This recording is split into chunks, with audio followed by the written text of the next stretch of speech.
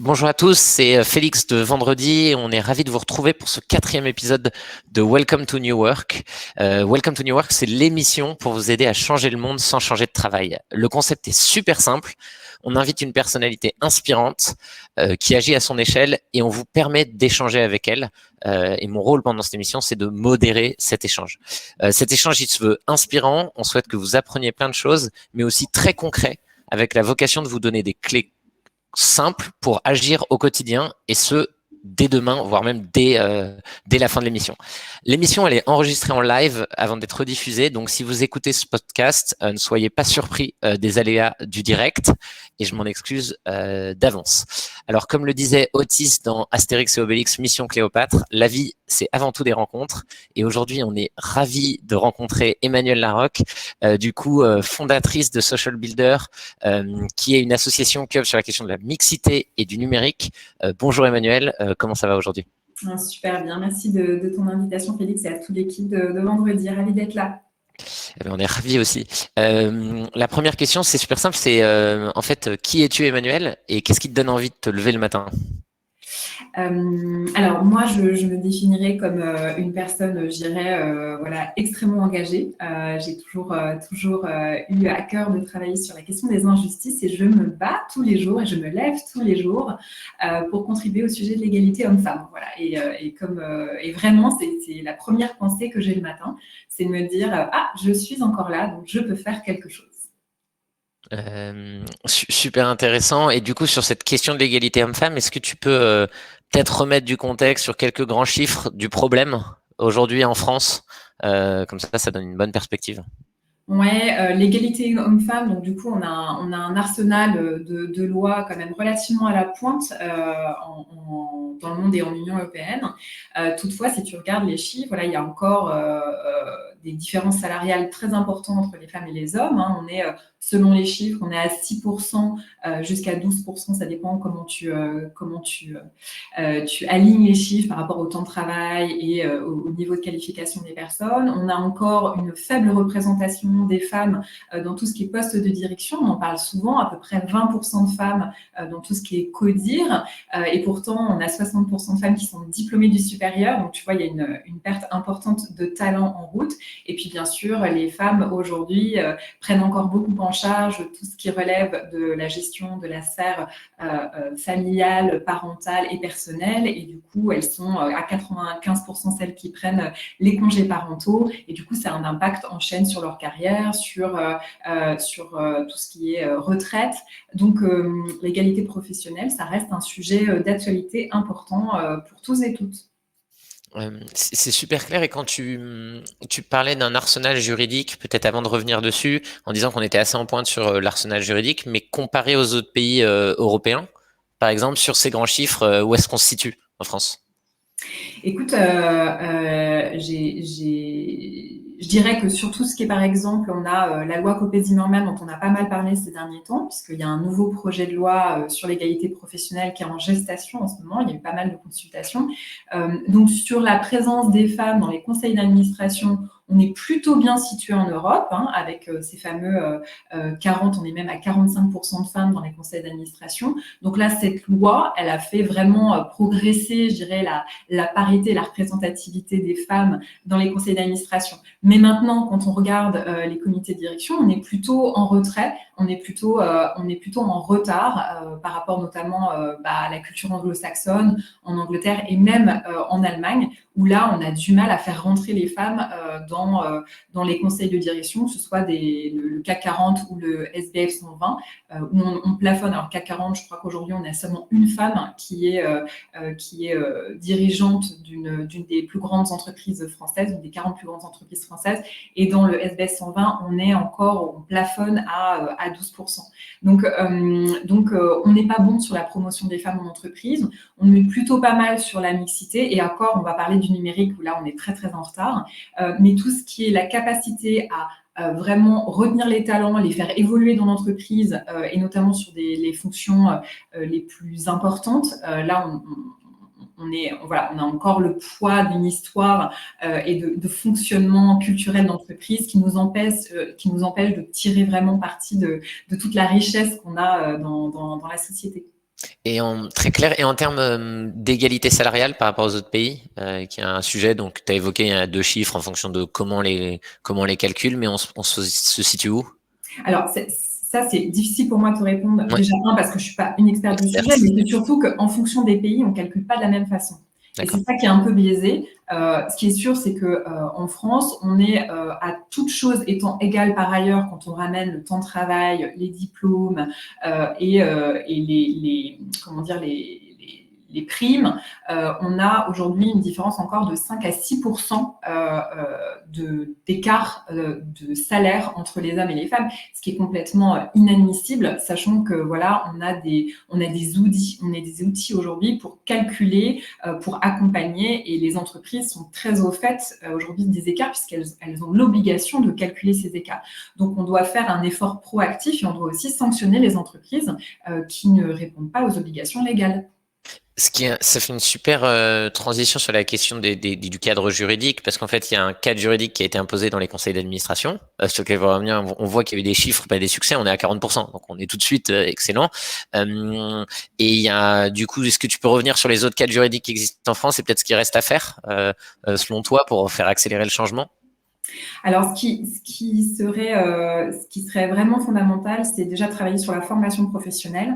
Il y a encore des différences d'accès importants à la formation, même la formation continue en entreprise. Les femmes sont plutôt en arrière. Un autre élément important de travail, c'est ce qui va, enfin, en tout cas, ce qui me semble important, c'est continuer toujours à travailler sur la sécurisation des emplois des femmes.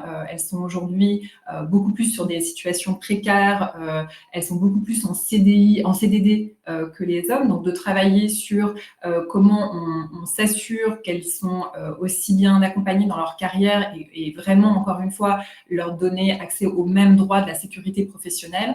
Ça, c'est un élément important. Et le dernier élément sur lequel on doit travailler et qui a il y a un frein culturel fort, c'est de s'assurer que les métiers où il y a une prédominance féminine soient évalués au même titre que les métiers où il y a une prédominance masculine. Donc, tout ce qui va être revalorisation des métiers dans lesquels on trouve une majorité de femmes. Donc, tous les métiers, bien sûr, de la santé, les métiers de l'éducation, les métiers de l'assistance, de l'accompagnement, qui sont des métiers qui souvent mobilisent des compétences équivalentes à d'autres métiers à prédominance masculine, comme par exemple les métiers de la sécurité, tout ce qui est métier gendarme, les métiers de la sécurité des personnes, qui sont là souvent à prédominance masculine et qui sont beaucoup mieux valorisés dans la société. Ça, c'est un changement, en fait, c'est un chantier de fond et qui certainement,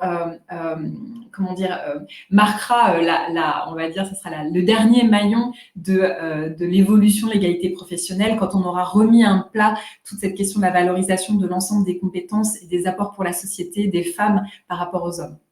D'accord, c'est très clair. Il y a 2 rebonds dans le chat. Il y a Sarah qui dit 5%. Est-ce que c'est vraiment significatif? Donc c'est important de rappeler à Sarah que ces 5%, en fait, c'est 6% sur des données qui sont contrôlées. Donc c'est-à-dire c'est même temps de travail, même niveau de diplôme. Enfin en fait, et donc en fait c'est extrêmement significatif puisqu'en fait ça veut dire que en fait c'est pour le même travail, les mêmes qualifications, les mêmes types de postes, le même degré de management. Et donc ça fait un écart qui est conséquent. Non seulement c'est conséquent, mais juste, Sarah, quelle est la hauteur de la revalorisation de ton salaire annuel? Donc, c'est peut-être entre 1 et 2%. Quand il y a une augmentation, dernièrement, il doit y en avoir un peu moins. Donc, on voit que c'est significatif. Et sur, du coup, cumulé dans une vie, on a des différences de pension de retraite à 40%. Donc, il faut voir aussi ce que ça revêt dans tout ce qui est valorisation d'une vie, et puis dans bien sûr juste les droits d'être valorisé pour une contribution à la hauteur de ses pairs. Donc, c'est plus que significatif, et encore une fois, à hauteur d'une vie, ça a des vrais impacts économiques et donc sociaux. Le pouvoir d'achat, la capacité à offrir la même éducation à ses enfants, que quand on est notamment famille monoparentale. Hein, faut rappeler aussi la réalité.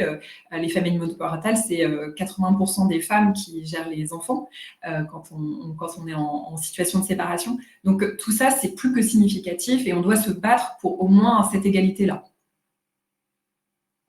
Juste, du coup, je remets mon micro et du coup, ça, à partir de quel pourcent ce serait plus significatif? En fait, le chiffre est statistiquement significatif puisqu'en fait, on est sur des études qui sont contrôlées et le but, c'est de se rapprocher de 0%, puisqu'en fait, ça veut dire on serait en égalité de traitement entre les hommes et les femmes, juste pour représenter, enfin. Mais il n'y a aucun écart acceptable. Oui, oui, mais du coup, c'est pour ça, c'est 0%. On est tout à fait d'accord. En fait, tu évoquais des changements de système assez profonds et c'est super intéressant hein, sur les métiers et notamment dans les métiers de la crise où en fait on est dans des métiers qui ont été surexposés. Donc c'était beaucoup des métiers féminins, hein, que ce soit dans les fonctions hospitalières, médicales, 77% de femmes. C'est les métiers de l'enseignement, les métiers de la propreté qui restent beaucoup des métiers féminins et c'est hyper intéressant parce que c'est des métiers qui sont aussi moins payés. Donc ça c'est le grand sujet du combat que tu évoquais. Et avant ça, est-ce que tu as des chiffres parce qu'il y a un index qui a été mis en place aujourd'hui? Est-ce qu'on a vu une progression par rapport à la mise en place de cet index puisque ça c'est assez récent et peut-être quelle est la prochaine étape là-dessus pour arriver à justement en fait sur les questions que tu évoques hein, de rémunération, d'écart de rémunération et puis de prise de en fait de rôle plus important dans la direction des entreprises, les rôles de management. Ouais. Alors sur la question de l'index, aujourd'hui, encore une fois, malheureusement, on a un arsenal qui est ce qu'il est, mais sur cet index, il n'y a que 4% aujourd'hui des entreprises qui communiquent sur leurs chiffres. Donc on peut même faire l'hypothèse que ce sont les plus vertueuses qui communiquent aujourd'hui. Donc on a besoin vraiment de travailler sur l'application des lois. Il est difficile de dire si on progresse ou pas quand les chiffres de référence sont si peu significatifs. Donc, on a encore une vraie difficulté d'avoir une photographie réelle des pratiques et surtout qu'aujourd'hui, les TPE, PME passent encore entre les mailles du filet, j'ai envie de dire, simplement parce que oui, elles sont peut-être un petit peu moins équipées, mais aussi elles sont un petit peu moins regardées sur leurs pratiques. Donc, moi, je ne suis pas aujourd'hui plutôt dans je ne ferai pas de déclaration sur on progresse et c'est super, etc. Je pense qu'aujourd'hui, on manque cruellement de chiffres et qu'on ne fait pas encore appliquer les lois correctement. D'accord. Donc sur cette question de l'index, si je devais résumer très simplement, c'est pas renseigné aujourd'hui suffisamment pour qu'on puisse en tirer des apprentissages. Mais pourquoi? Parce qu'il est trop compliqué à mettre en place? Non, il n'est pas trop compliqué, mais les entreprises aujourd'hui ne s'emparent pas de cet index comme d'un vrai outil de pilotage pour leur RH. Et on doit vraiment les encourager à être exemplaires sur ces sujets et les sanctionner. Donc aujourd'hui, on a la possibilité de sanctionner les entreprises qui ne font pas ce travail on va dire, de photographie, de reporting et donc de plan d'action pour améliorer l'existant. Donc, on doit simplement les engager ou les contraindre en tout cas, s'auto-évaluer sur ces sujets et à prendre à bras-le-corps les dispositions à mettre en place pour faire évoluer. C'est juste qu'aujourd'hui, on ne contraint pas, je pense, encore assez les entreprises à s'évaluer sur le sujet de l'égalité professionnelle. D'accord. Donc en fait, faire mieux appliquer la loi existante serait déjà un premier grand pas. En fait, c'est le grand pas. On a aujourd'hui un arsenal quand même relativement complet. On peut encore l'améliorer. Il y a encore il y a un projet de loi en cours qui va certainement permettre aussi d'améliorer cette représentativité des femmes dans les plus hautes organes des entreprises.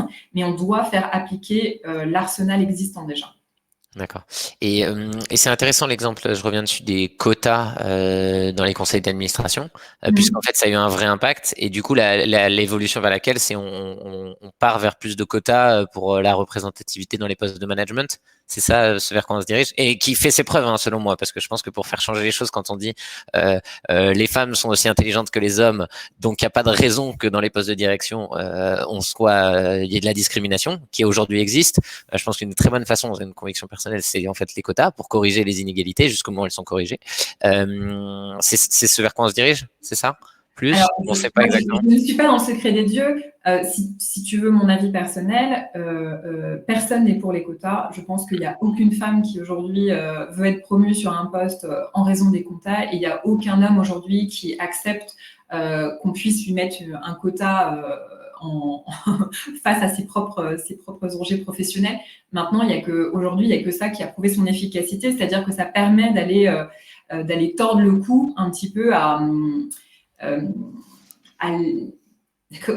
comment dire, c'est au chemin, on va dire, un peu organique et naturel, qui est de laisser faire, en fait. On l'a toujours fait comme ça, on va continuer à faire comme avant. Donc, moi, je suis malheureusement pour les quotas, dans la mesure où ils créent cette dynamique, ils permettent de dépasser voilà, cette inertie collective. Très, très clair sur cette question. Est-ce que donc toi, tu es experte des sujets en fait, de mixité de numérique et tu disais qu'on était très en retard. Est-ce que tu veux présenter en un instant ce qu'est Social Builder, quel est le projet au cœur, et puis peut-être revenir plus en détail sur ce sujet où en fait la question de la mixité est encore plus forte. Ouais. Alors, donc nous, Social Builder, on existe depuis 10 ans et on travaille sur l'égalité professionnelle dans l'économie numérique et plus spécifiquement, comment on accompagne la construction d'une économie numérique qui offre les mêmes opportunités aux femmes et aux hommes. Et le constat, c'est que le numérique vient transformer l'ensemble de l'économie et du coup l'ensemble des métiers. Et le chiffre souvent mis en avant, mais qui est une réalité, c'est que 80% des métiers vont être complètement refondus avec le numérique d'ici 2035. Donc, ça veut dire qu'il y en a un paquet qui vont disparaître, mais aussi un paquet qui se crée en continu et les autres qui, de toute façon, se voient ajouter une composante numérique. Donc, face à ce constat, on ne peut pas passer à côté du numérique. Et malheureusement, on se rend compte qu'il n'y a que très peu de femmes aujourd'hui qui sont dans des métiers numériques ou dans des environnements dans la filière numérique. Donc ça, le chiffre officiel, c'est 26% de femmes dans le numérique, donc ça veut dire 74% d'hommes, donc pour se rendre compte. Et en fait, quand on est vraiment sur les métiers techniques, là, on n'a plus qu'entre 15 et 16% de femmes. Et ce sont aussi les chiffres dans la formation initiale. Donc ces chiffres-là, ils révèlent bien le retard qu'on a pris collectivement pour accompagner tous les talents et tout à chacun et tout à chacune sur ces nouveaux métiers. Et donc, nous, on travaille d'une façon un peu particulière, c'est qu'on va aider les femmes à mieux se rendre compte des opportunités que sont offertes par la transformation numérique, donc les nouveaux métiers, mais aussi les nouvelles compétences dont elles vont avoir besoin pour sécuriser leur parcours professionnel et évoluer dans leur métier. Donc, il y a toute cette partie orientation sur laquelle on insiste beaucoup. La partie qui est la partie suivante, c'est la partie développement des compétences. Donc, à la fois, bien sûr, les aider à aller sur les nouveaux métiers, donc des parcours de mobilité professionnelle, je dirais, à 360 degrés, mais aussi des blocs de compétences techniques ou des nouvelles compétences nécessaires pour accompagner des transformations numériques. Donc, ça, c'est la partie formation. Et après, on va travailler sur toute la partie insertion professionnelle, alors que ce soit par l'emploi ou l'entrepreneuriat. Et donc, nous, on dessine des parcours sans couture qui permettent vraiment de faire rentrer les femmes, de les accompagner jusqu'à l'emploi. Et ça, c'est une façon très particulière puisqu'on va à la fois on a des métiers en interne de l'orientation, des métiers de la formation, des métiers de l'insertion. Et puis, à côté de tout ça, en transverse, on va accompagner bien sûr les entreprises en interne, donc travailler sur leur processus de recrutement, de mobilité interne, les critères, la façon de créer des environnements professionnels plus inclusifs, travailler sur les comportements des collaborateurs et les collaboratrices, mais aussi les écoles digitales. On va vraiment s'associer avec les acteurs traditionnels de la formation continue pour qu'eux-mêmes intègrent des nouvelles pratiques, des nouvelles façons de travailler qui permettent d'attirer les femmes et de les garder dans les métiers, puisque aussi, ce qu'il faut préciser, c'est qu'il y a un enjeu de faire rentrer les femmes, et on pourra peut-être en parler après sur qu'est-ce qui fait qu'aujourd'hui qu'elles ne vont encore pas dans ces métiers. Il y a un enjeu de les intégrer, mais il y a aussi un enjeu de les garder dans l'environnement professionnel, puisque en fait, après 8 à 10 ans de carrière dans des métiers techniques, elles sont repositionnées sur des fonctions support où elles vont quitter l'entreprise et le métier parce qu'elles n'ont pas l'opportunité d'évoluer. Donc ça, on doit travailler à la fois sur l'entrée, mais aussi sur l'évolution.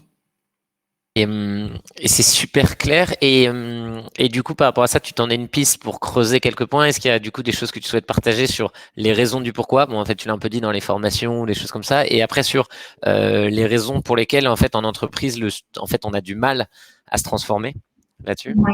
Alors, sur pourquoi il y a peu de femmes dans les métiers techniques numériques, donc de l'informatique aux environnements technologiques. Donc ça date des années 80. Donc ce que j'aime à rappeler, c'est que L'éviction des femmes du numérique, c'est quelque chose d'assez récent. Les femmes ont été les premières à développer les premières lignes de code, les premiers algorithmes. Ce sont des femmes qui les ont développés. Dans les années 40, c'est l'armée qui est allée chercher des femmes pour développer ces langages, automatiser un certain nombre de fonctions.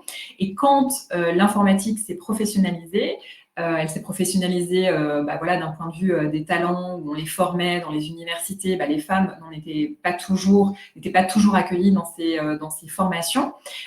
Et puis, sont arrivés des grands industriels qui ont du coup commercialisé des ordinateurs personnels, des jeux vidéo. Et là, on s'est adressé massivement aux hommes. Et donc, on a créé ce lien d'un point de vue RH et aussi d'un point de vue des consommateurs entre informatique est égal à homme. Et à partir de ce moment-là, les femmes ont commencé à être beaucoup moins présentes dans la filière numérique, même si elles étaient majoritaires et qu'elles progressaient aussi vite que les hommes jusqu'aux années 80. Et ça, c'est très important de le dire et de le rappeler, parce qu'on pense toujours, j'entends beaucoup de personnes qui disent « oui, mais tu comprends, c'est l'image des geeks, voilà, les femmes sont pas attirées par ces environnements ». En fait, ce n'est pas le cas. Aujourd'hui, on a créé vraiment on a construit collectivement, socialement, les conditions de l'exclusion systématique des femmes de ces métiers, de ces environnements. Et donc, ce qui a été fait peut être défait. Et c'est ce à quoi, je pense, collectivement, on s'évertue en travaillant sur la partie éducation. Il y a tout un tas d'associations et d'entreprises qui vraiment s'adressent aux petites filles et les encouragent à coder et à découvrir les métiers et l'environnement technique et à s'adonner à la mathématique et au métier d'ingénieur. Et ça, c'est formidable. Mais on doit travailler aussi collectivement entreprises, acteurs de la formation et acteurs de l'emploi, à faire en sorte de redorer le blason de tous ces métiers vers les femmes. Et donc, une des façons de le faire, et ce qui est très important, c'est de parler un peu différemment des métiers. Souvent, on les présente sur la dimension technique. Et à partir du moment où on parle aux femmes, bien sûr, en leur donnant une visibilité dans ces métiers, pour montrer qu'il y en a déjà, de montrer des profils un peu différents, mais aussi à partir du moment où on va parler du sens des métiers, de ce qu'elles vont faire au quotidien, de la manière dont ce qu'elles vont changer, ce qu'elles vont produire, des dynamiques aussi d'équipe et d'entreprise, et qu'on va moins mettre l'accent sur la partie technologique et technique, mais plus mettre l'accent sur le sens et l'utilité. Les femmes arrivent très nombreuses dans ces métiers. Nous, c'est 55 000 femmes qu'on a accompagnées dans le numérique. On n'a aucune difficulté pour pour identifier des femmes qui veulent faire des programmes de formation, qu'on aille du développement informatique à la gestion des données, en passant par du CRM. Donc, il n'y a pas de raison aujourd'hui de ne pas attirer les femmes. Et ta deuxième question ? Ma deuxième question, c'était sur la partie réussir en fait après l'intégration. Ce que tu évoquais en disant en fait, il y a non seulement un problème de construit culturel sur le sujet, de pénurie de métiers, et même ensuite, quand il y a des intégrations, en fait, il y a des difficultés. Là, je mettrais une supposition, hein, c'est des milieux majoritairement masculins. Enfin, du coup, ça pose plein de difficultés, je suppose. Est-ce que tu peux peut-être revenir dessus, parce que je pense que c'est intéressant de détailler le problème, et après, on parlera des solutions, parce qu'on est là pour ça. Je crois que du côté de l'entreprise, aujourd'hui, il y a vraiment une prise de conscience de l'importance de créer des environnements mixtes. Donc, on a aujourd'hui une vraie attente d'identifier des femmes dans ces environnements et ces métiers. Donc, le problème, il est plus sur le désir.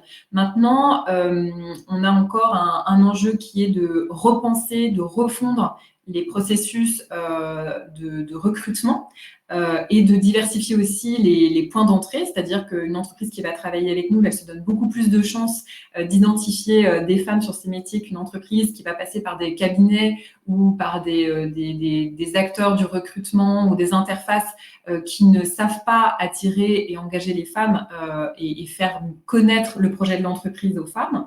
Donc ça, c'est très important, diversifier les sourcings et les points de contact avec les femmes, mais aussi repenser sa façon de recruter. Les processus de recrutement d'entreprise, elles sont encore beaucoup basées sur le diplôme. On cherche des ingénieurs et encore une fois, il n'y a pas de femmes, très peu de femmes dans les formations initiales sur les métiers techniques, numériques et de l'informatique.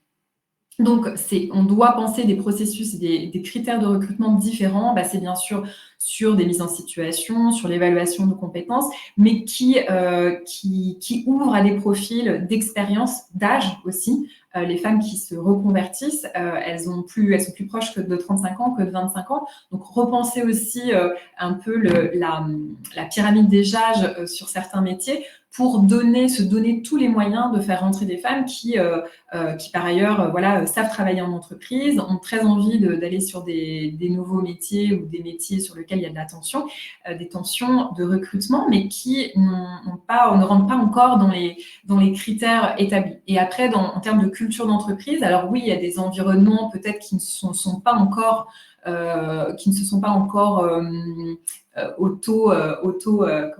analysés. Je pense qu'il y a un petit effort qui est fait. Il y a de plus en plus d'entreprises qui sensibilisent leurs salariés sur pourquoi c'est important de diversifier, de travailler sur la mixité, qui vont former aux stéréotypes. Mais il y a une différence entre se former aux stéréotypes et vraiment travailler les comportements, les dynamiques, les process, les façons de travailler à l'œuvre qui potentiellement peuvent continuer à créer des inégalités de traitement, de valorisation des contributions et qui du coup ne sont encore pas suffisamment propices à l'évolution, on va dire, équitable des hommes et des femmes dans le milieu professionnel. C'est très clair. Du coup, il y avait plusieurs questions sur quelles sont les solutions de Sarah et Fanny. Qu'est-ce que vous proposez concrètement? Du coup, vous proposez concrètement quoi à des entreprises chez Social Leader pour les aider là-dessus? Qu'est-ce que vous mettez en place? Donc, nous, ce qu'on fait, c'est qu'on crée des programmes de formation, d'orientation, formation, insertion pour aider les femmes à rentrer sur des métiers qui recrutent. Donc, on va échanger avec des entreprises qui ont des besoins très concrets. Alors, ça va du développement informatique en passant par des responsables data. Ça peut être sur des profils data scientists et on va monter des programmes de formation. On va aller créer vraiment le vivier, on va aller voir les femmes, leur parler de l'entreprise, leur parler des métiers et on va créer ce parcours de formation, souvent en partenariat avec des partenaires, des prestataires qui ont des compétences techniques et on va monter ces programmes où il y a de l'accompagnement humain, souvent par du mentorat d'ailleurs, on implique les salariés de l'entreprise dans ces parcours de formation. Et aussi toute une brique, on va dire, d'apport de compétences relationnelles, humaines, qui sont aujourd'hui nécessaires aux professionnels pour accompagner des entreprises en développement ou en transition sur d'autres modèles liés à la digitalisation. Et ensuite, on accompagne dans l'emploi. Donc, c'est-à-dire, on va vraiment s'assurer que la greffe prenne et on va former les salariés, former les collaborateurs et les collaboratrices à comment créer des environnements plus inclusifs, des équipes inclusives qui s'assurent que les femmes restent sur le long terme. Donc, on travaille toute cette chaîne et c'est vraiment c'est des programmes qui peuvent être cousus main. C'est aussi travailler sur tout le dispositif de formation continue en relation avec les OPCO, donc qui financent justement du développement des nouvelles compétences. Et là, on va rentrer en contact avec des entreprises, leur proposer aussi des profils en reconversion. Nous, on travaille avec des femmes qui ont de 18 à 61 ans sur des métiers très différents. La caractéristique, c'est que ce sont des demandeuses d'emploi, donc elles sont disponibles et souvent très, très motivées pour entrer dans un parcours de reconversion pour aller vers ces nouveaux métiers. Donc, c'est extrêmement concret. Et puis après, on peut travailler aussi dans l'environnement de l'entreprise. Elle peut ne pas travailler sur du recrutement de collaboratrices, mais par contre, vouloir travailler la culture interne. Donc là, on peut faire de la sensibilisation, de la formation des collaboratrices, les aider, on va dire, à travailler la culture, les process et les comportements dans l'organisation pour que de la mobilité aussi interne soit possible entre les métiers. Voilà, il y a des entreprises aujourd'hui qui doivent accompagner toutes des populations entières sur des nouvelles compétences et donc s'assurer que les femmes seront bien dans le train de ces mouvements internes. Et de la manière aussi du coup dont on travaille, c'est on essaie d'outiller. Alors on outille on a développé là un MOOC qui s'appelle Propulser les femmes dans le numérique, où là c'est en 1 heure la substantifique moelle de comment mieux se faire identifier par les femmes, recruter, accompagner en interne et toute la partie insertion professionnelle. Donc, c'est des outils comme ça. On a monté aussi un livre blanc qu'on vient de sortir sur la reconversion des femmes dans les métiers numériques avec des témoignages. Donc, on a 150 entreprises qui ont signé il y a 2 ans un manifeste. Et là, on a été les voir et identifier leurs meilleures pratiques. On vient de sortir dans un livre blanc qui s'appelle Reconversion des femmes dans le numérique. Et vous pouvez le trouver sur le site, je pourrais le partager dans le chat, Reconversion Femmes Num. Et ça a été fait en partenariat avec le Syntec. Donc, on outille, on accompagne en interne et puis après, on crée le vivier. D'accord, c'est super clair. Et donc, une des questions qui m'intéresse moi-même en tant que dirigeant et aussi les autres personnes qui sont là, il y a toute taille d'entreprise. Je vais revenir sur les pistes que tu as évoquées. Mais du coup, tu as évoqué une vraie question de la sensibilisation de la formation, de mettre en place des logiques de mentorat, être ouvert à la reconversion, à la formation interne, repenser la question de l'âge et changer son regard, revoir ses processus de recrutement. Il y avait une des questions de Sarah qui était de dire comment on peut faire évoluer dans la hiérarchie pour faire de la promotion de femmes. Est-ce que donc il y a cet axe où est-ce que tu as une piste très concrète qui peut être vue en entreprise pour l'appliquer si on refuse les quotas, notamment qui est la question de Sarah, et est-ce que tu vois d'autres petites idées simples concrètes pour qu'on avance tous sur ce sujet? Ouais. Alors, donc, il faut quand même se donner des objectifs chiffrés. Si tu n'as pas d'objectifs, c'est très compliqué. Après, tu peux ne pas être dans une logique un peu quota, c'est-à-dire de demander à ce que dans tous les panels de recrutement ou dans tous les panels de CV, il y ait minimum un pourcentage de femmes. Tu peux ne pas aller jusque-là, mais c'est quand même, c'est ce qui fonctionne le mieux. Ce qui est très important, c'est qu'il y a un portage au plus haut niveau de l'organisation. Si c'est clairement affirmé que seront valorisés l'ensemble des managers aussi sur ce critère, tu auras des résultats. Ce qui facilite le plus, c'est quand c'est incentivé, c'est-à-dire que ça fait partie des grilles d'évaluation. Et après, ce qui est aussi un élément, je pense, accélérateur, c'est l'accompagnement des talents en interne. Donc, identifier les femmes, leur proposer des temps de partage en mixité ou entre elles et les accompagner. C'est-à-dire que si on aide les femmes à se positionner sur des postes, elles iront de manière beaucoup plus proactive. Donc, voilà. Et j'ai envie de dire, c'est pas une chose séparée, en fait. Il faut faire tout en même temps. Il faut que le message soit clair, soit porté au plus haut niveau, se donner des objectifs chiffrés, engager tous les managers et leur dire que non seulement c'est important, mais ils seront évalués dessus et dire aux femmes qu'elles sont attendues, qu'elles seront accompagnées pour les mettre dans les conditions de la réussite. Tout ça, ça ne peut fonctionner qu'ensemble.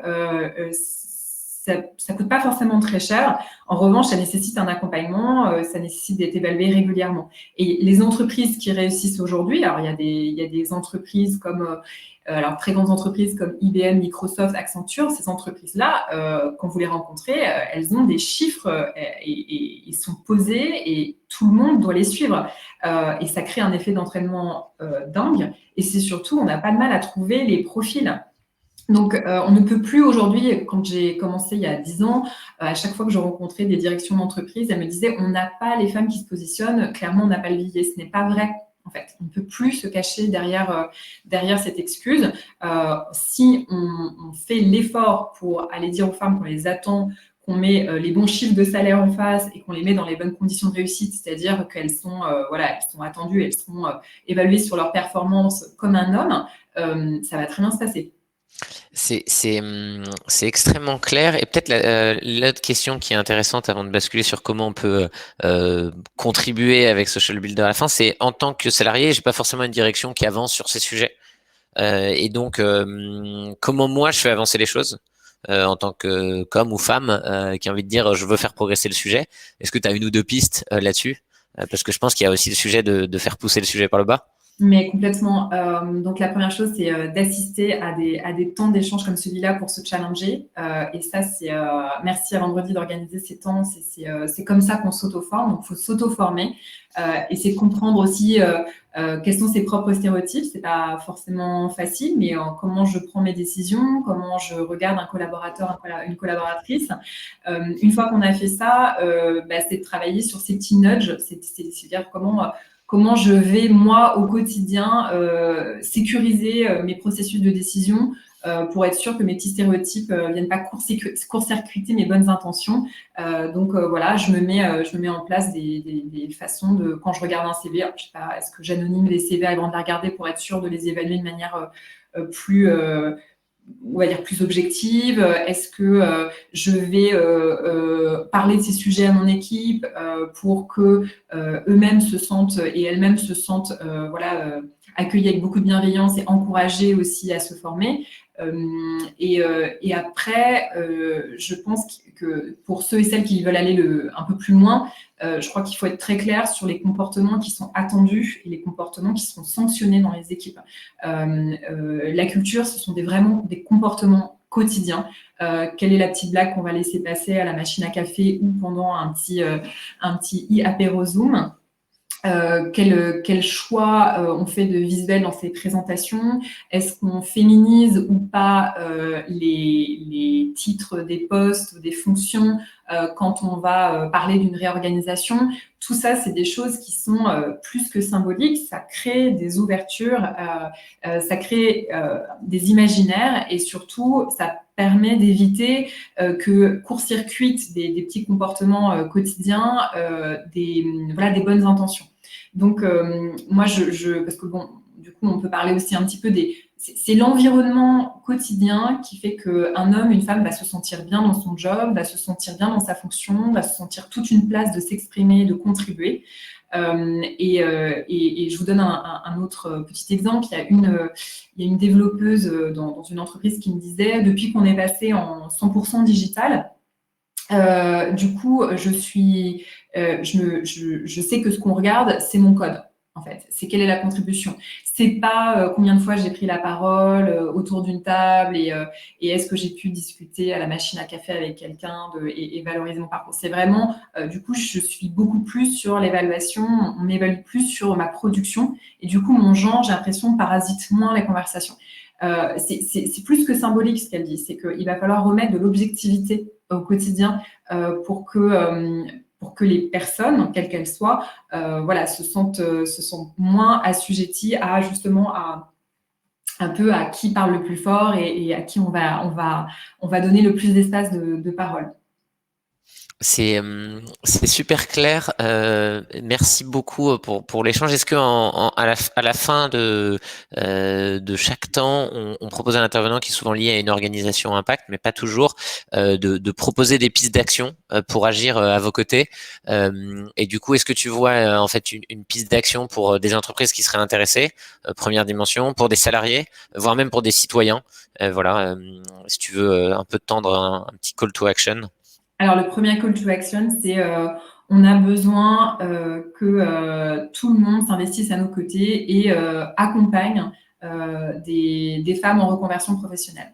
Donc, on cherche des mentors par milliers qui viendront donner 2 heures de leur temps pendant 4 mois pour aider une personne à mieux comprendre un métier, développer son réseau, avoir un regard critique aussi sur la manière dont elle peut valoriser ses expériences. Donc ça, ça peut être à titre individuel, ça peut être à titre de l'entreprise et organisé par l'entreprise. Et Vendredi, notre premier partenaire justement sur l'engagement des entreprises à nos côtés. Merci Vendredi. Ça peut être moi en tant que femme dans le numérique ou homme dans le numérique. Toutes les bonnes volontés sont les bienvenues. Et autre chose, bien sûr, vous pouvez sensibiliser et on peut vous accompagner à sensibiliser vos salariés sur ces sujets parce qu'on plante des petites graines et après il y aura tout un tas de fruits qui vont mûrir et c'est pas forcément travailler au quotidien avec nous sur les enjeux de mobilité interne ou de recrutement, mais il faut sensibiliser les personnes sur l'importance de ces sujets, sur leurs origines et sur au quotidien comment ils et elles peuvent contribuer. Donc voilà, sensibiliser et accompagner des femmes. Merci beaucoup Emmanuel pour tous ces éléments. Le titre c'était la parité en entreprise ou comment en finir avec la poudre de perlimpinpin. Et en fait, si on doit résumer, il y a un vrai sujet de changement culturel. Et ce qui est intéressant, c'est ce changement culturel dans ce que tu évoques, c'est pas d'attendre que la culture change. La culture, c'est nous, par des petits comportements. Et donc, je vois dans le chat, il y a beaucoup d'animation et d'échanges, et que le vrai sujet, c'est d'encourager du coup la féminisation dans les formations, dans la reconversion, et d'accompagner pour les personnes qui ont l'expertise, donc qui sont plutôt des hommes aussi, de se dire, en fait, je vais accompagner des femmes à devenir des leaders de ce sujet. Et après, il y a une vraie question. On a parlé d'objectifs, c'est-à-dire de se regarder dans le miroir et de se dire, ok, on a des objectifs. Où est-ce qu'on en est aujourd'hui? Comment on y va demain? Et qui est une question fondamentale pour faire en sorte que les choses évoluent. Tu as donné beaucoup de pistes qui, je pense, sont des graines, comme tu l'as évoqué, qui vont, on l'espère, germer. Et donc, je voulais te remercier au nom de tous les participants et participantes, du coup, pour incarner ce changement. Et la question, du coup, que j'invite chacun à se poser, c'est comment on peut agir à son échelle en tant que salarié, en tant que dirigeant. Nous, je sais que sur la question de l'index, on est une toute petite entreprise, donc on l'a pas fait. Et je pense que ce sera notre première étape. Donc merci pour ce cadeau. Et puis à bientôt. Et n'hésitez pas à accompagner Social Builder sous toutes ses formes, et notamment dans la plateforme Vendredi. Mais c'est pas le but du lieu ici. Bonne journée à tous et à bientôt. Merci beaucoup de votre invitation, et vous êtes tous et toutes des acteurs du changement. N'oublions pas ça. Allez, bonne journée.